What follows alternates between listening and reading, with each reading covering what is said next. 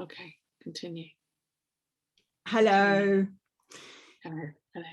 Hi, I'm with Lynn Fraser, and this is the next in our series of crime fiction manuscript showcases. And I'm going to have a chat with Lynn about her psychological suspense novel. So, Lynn, lovely to meet you. How are you? I'm doing okay, thank you. And so, do you want to just tell us a little bit about you? So, you know, who are you and where are you based, first of all?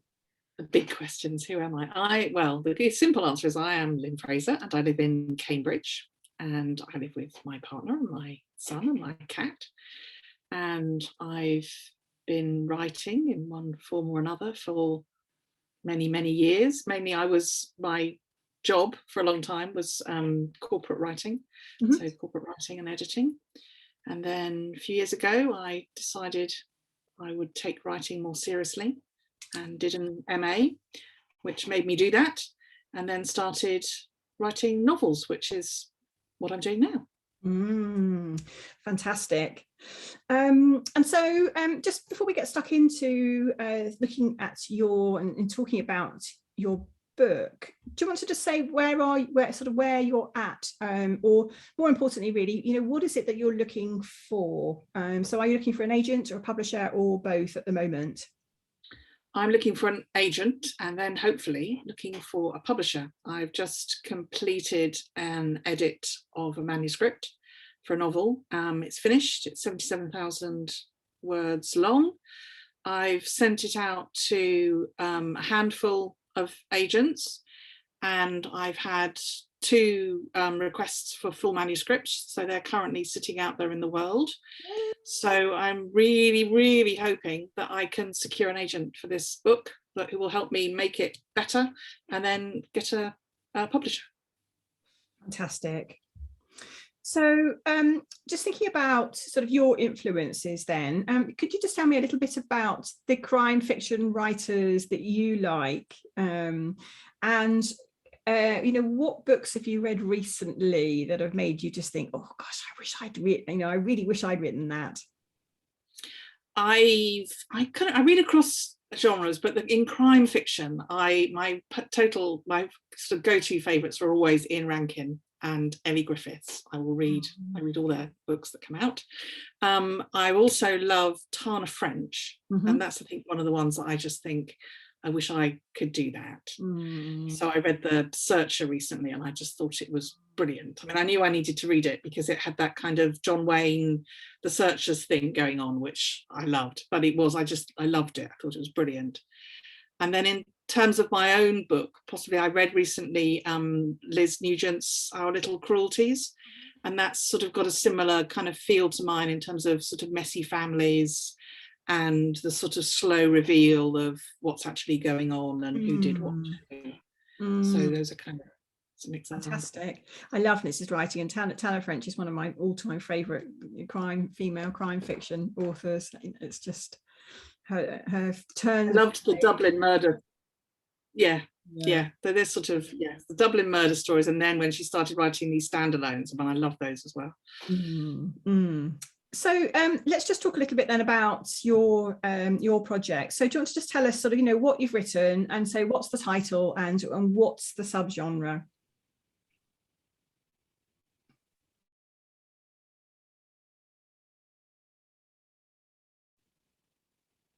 Oh, you've frozen. Have you frozen for you or just for me?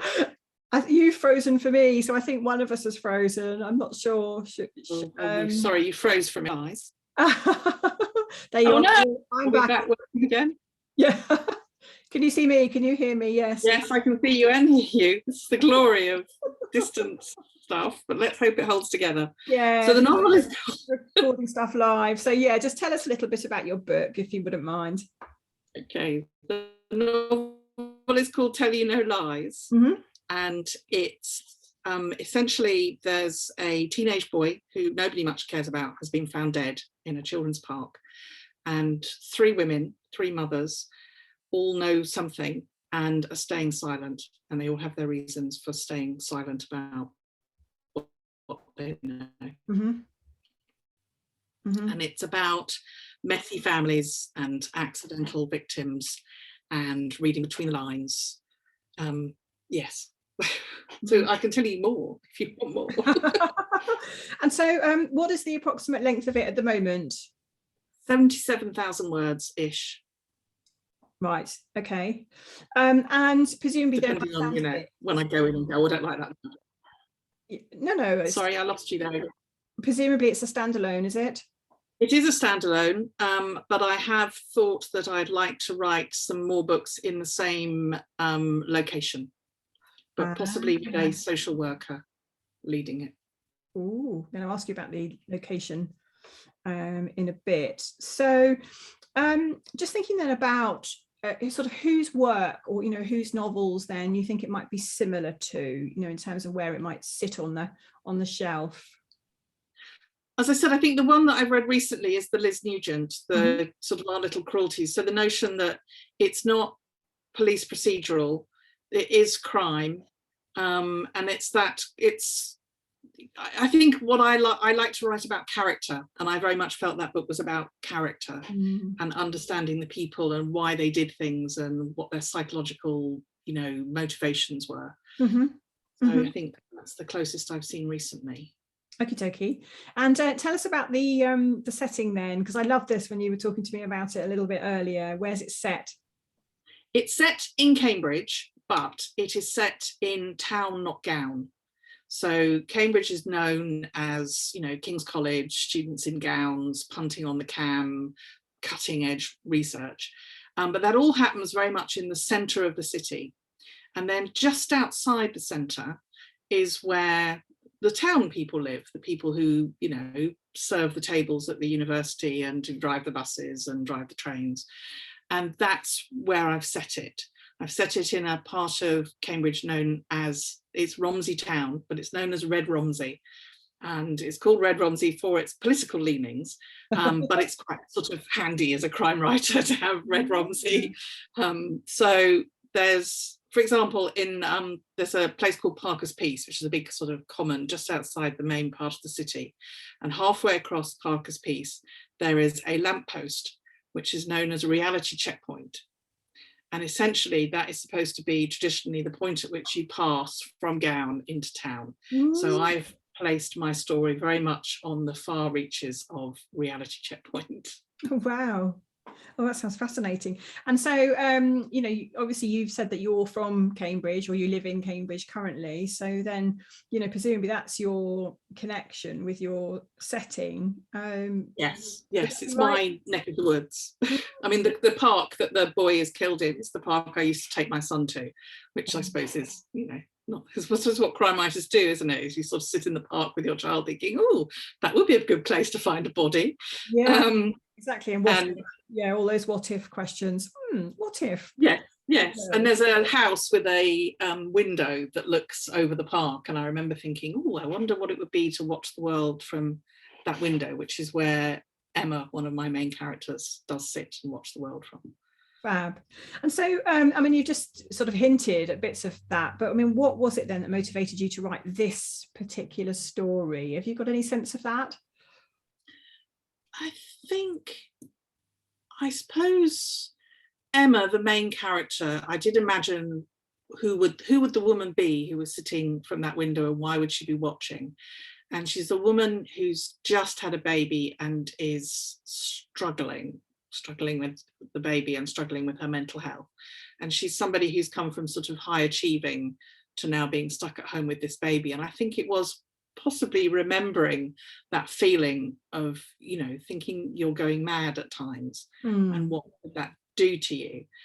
And then I think also kind of being sort of in the community. I mean, I suppose you go from, I worked out in offices and things, and then when you have a child, you're in a community of people at schools and nurseries, and you watch them all that's going on, and different kinds of people. And I think, I just sort of, what if that woman saw a murder? What if that woman might have murdered, and who else is there? you know, ex-partners and extended families and parents and children, and it all, that's I think is what the interest was. And then the kind of, for me, I'm sort of interested in crimes, murders that are essentially when life gets really messy. So, you know, families are messy, and sometimes it's not a serial killer or some sort of psychological mastermind who's doing things. It's just what happens when things go really wrong. And I think that's sort of what interests me, I think.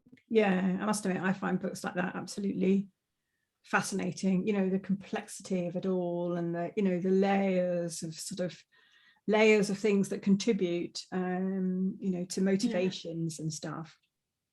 So so you've told us a little bit about the plot, but do you want to just give us the your elevator pitch? Oh, my elevator pitch. I don't lie, I'm not very good at elevator pitches. So it's the teenage boy who nobody much cares about has been found dead. 3 women, 3 mothers. The key characters, the story is told from 4 points of view. So those 3 women that I've mentioned plus 1 extra. One is Emma, who, as I've talked about, my internet connection is unstable apparently. Do you think this is to do with me? So Emma, who is the wife of the detective on the murder case. You're looking like you can't see me, but maybe you can. No, I can see you. Yeah. And then there's so Emma is struggling. She's seeing disease and blood everywhere she looks.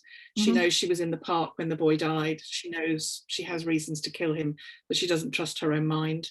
There's the ex-wife of the detective who's got a teenage boy who's been in trouble. There's Sandra, who's the grandmother of the boy who was murdered, who's desperately trying to hold her family together and support her daughter and her youngest grandson. And then finally, there's the detective's mother, who nobody is really thinking to ask what she knows. So, you know, that's just kind of left as sort of an opportunity that's been missed. So the story is unfolded from their point of view, really, as they kind of, the police try and find out who killed this boy. Yep. And so you were saying to me earlier then that you know, there's a small amount of detection in it, but that's not the main focus of the book, really. You know, it's the main focus is the sort of psychological suspense aspects. Yes, it's the people sort of around the investigation. So the investigation is going on and you see them at work, but that's not the point of view that you're seeing the story from. Fab. And so if you were to say then, or if we were to think about what the hook would be, can you think, so how could we pinpoint that? I think the story challenges your preconceptions. So it challenges your preconceptions of Cambridge. Everybody thinks they know it, but do they? Of crime, in that it's kind of just sort of small, really, as opposed to sort of something kind of grandiose. And also of people, that you think you understand people and who they are and what they might do, but do you really? So I think that's possibly what it's about. Fantastic. Gosh, I love all those. And you know, when you're talking to me about the setting and you called it The Other Side of Cambridge, you know, I just thought, gosh, that's so, you know, that's really intriguing. That's such a really interesting way of, you know, talking about your setting. So if we think about, Cambridge is the most, no, go on. Sorry, Cambridge is the most unequal city in the country, apparently. So it sort of seemed a good place to start, sort of that kind of huge contrast. Yeah, and you've got some real, you know, inbuilt conflict there, haven't you? You know, with your, you know, in that setting. So I'm just thinking now about how the story starts. So, you know, what is the event then that actually kind of kicks the story off? A teenage boy has been stabbed in a children's park underneath the window of the detective and his wife. Right. And okay. Fab. And if we think now then a little bit about your characters, so do you have a main character, or do you have a number of main characters? I have 4. So I have it from the stories told from 4 points of view. So you start off with Emma, the mother, the wife of the detective, and then you have Sandra, the grandmother of the boy who was killed, Jenny, the detective's ex-partner, and then Rose, who is the detective's mother, so Emma's mother-in-law. And all told from each of their point of view. Yes, so close. So technical terms, close third. So they're sort of, except for, well, in fact, Emma is told in first person because you have to get inside her mind much more. Right. Because it's more unstable. That's interesting. Yeah, fab. And so what about other characters around them? So you've got these 4 women, and so who else is there? Obviously you've got your detective, so tell us a little bit about him. So the detective is Thomas Gunn, who has been married before. So it's his second marriage and his second child. And he's, a jobbing detective. He's out sort of working on the case and is distracted from what's going on at home, and also pulled towards his ex-partner and dealing with his teenager. So that kind of classic double family, spread across 2. His mother, he's a local lad, so his mother lives locally, so he knows the area and the people quite well. Sandra is the grandmother of the murdered boy, and she has a daughter, so she's tried to stand by her daughter and look after her daughter. And her youngest grandson, their family again has had their problems. There's an older brother who's in prison. So it's all very much about, what has made these people who they are and how the family connections work. So yes, that's what it's about. So that sort of leads us nicely into thinking about themes then. What would you say the main themes are of the book? Parents and children, I think, the things that parents will do for their children, how parents maybe let their children down or try and do the best for them, and misunderstandings. I think it's that kind of trying to be a parent is possibly the kind of one of the key themes lurking in there. Yeah, I was just thinking about, when you were talking about it, there's so much really in, what you've been saying, sort of thematically. So if we think then about, and I know this is a difficult, question, and so it's kind of, blow your own trumpet time. So thinking about why agents and editors would want to read your book, what is it, do you think, about it? What are its strengths? What's unique about it? I think the setting is unique, that it's writing. There are other writers who do write the other side of cities, as it were, but I don't think there are as many as, write about what you expect of a city. I think it's the fact that it's for readers who are interested in character and how people work, and also are interested in sort of reading between the lines. I mean, that's partly where the title came from, the sense that things you're not told directly, that you can pick up from the relationships and how people are behaving and what they're saying and what they're not saying. I think that's what makes it different. So I think I feel like my strength is writing character, writing people. And then if we think for a moment then about the sort of pace, then what's that like? Just so people can get an idea for how it is. I think it's a slow unraveling.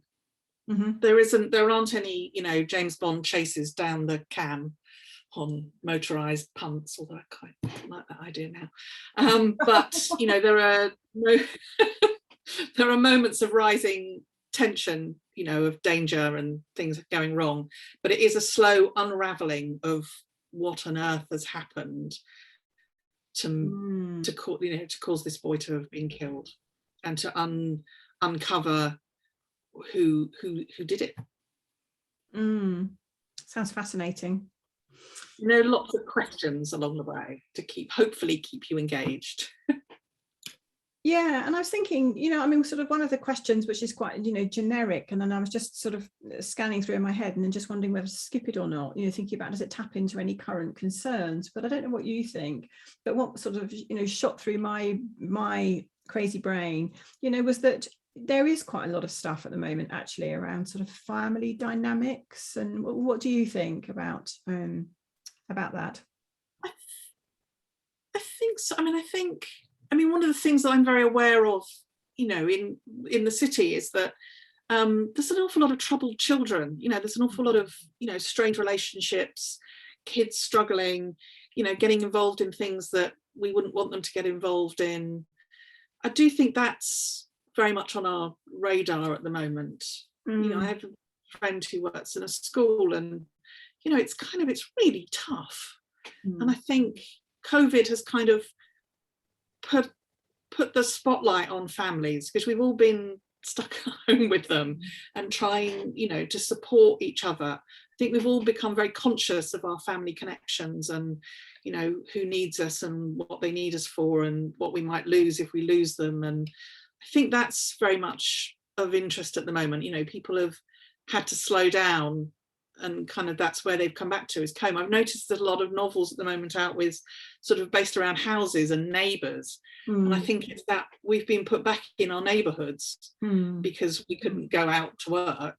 But I think we've also been put right bang slap back in the middle of our families and having to be with them or be separated from them. And I think it makes you very aware of the connections and the potential strains. And I was thinking as well, when you're talking about, there's quite a lot at the moment, isn't there? If you think about the news, about the experience of women, and, what it's like to be, a woman, and, lots of fascinating stuff, around. Yes. And I think, that's, the case that we're all getting very angry about at the moment is back to that kind of the messiness. This is, horrific crimes are committed by people who are just, fundamentally deeply flawed and unpleasant. They're not Hannibal Lecter. They're not psychopaths, who've been kept in a cellar for 20 years and therefore have a reason for doing horrible things. They're just everyday evil. And I think I find that kind of everyday evil kind of more compelling in a way. Yeah.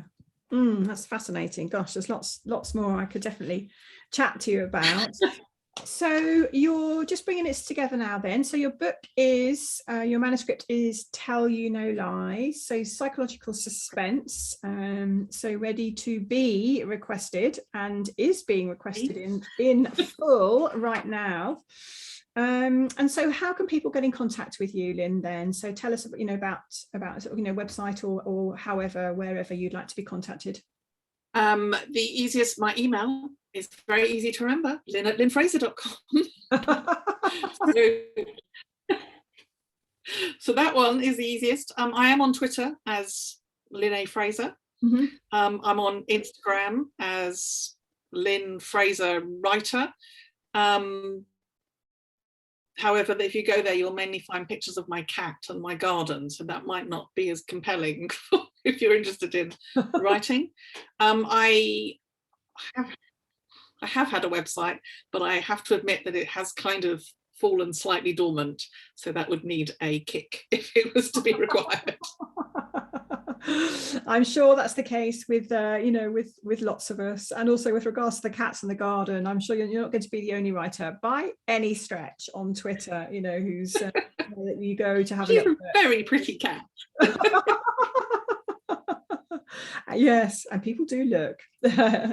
So just before we finish, is there anything then, is there anything that I've missed out that you would like to sort of add, or just anything else really that you'd like to just finish off with? I don't think so. I'm quite open to. Oh yes. Go with yours. I've got something very important. So you were telling me before I pressed record. So you've had a couple of requests for the full manuscript from agents, which is very exciting. But, Yes. and I don't think I mentioned this while we were recording, you also mentioned a couple of competitions. So tell us about those. Oh, yes. Yes. An original version of this novel was runner-up in the Good Housekeeping crime novel competition a few years ago. And I've also, for another piece of work, I was shortlisted for the Lucy Cavendish Fiction Prize. So yes, I had a couple of near misses, as it were, with competitions. Very exciting. And so I'm glad I remembered those before. Yeah. And so, and I interrupted you. Hard to remember everything, isn't it? Because I wanted to make sure that we got those in. So yeah, so back to you just to say then, was there anything else? Is there anything else you'd like to add before we finish? I think only that I'm really looking for an agent that, I'm quite happy to work on my novel. I'm not going to be precious about it. I mean, obviously, I hope there is something that is good about it, but I'm quite happy to take advice and, do things to it if it would help. I'm really looking for an agent that I can sort of work with and make this novel the best it can be, and then work out the direction for future novels, which I hope to write, based in the same location. So fantastic. Well, I'm sure that will go down very well. I think that's the music to most agents and editors' ears, really. So I'm going to switch off record then, and I will just wish you lots of luck with the manuscript, and I cannot wait to hear what happens.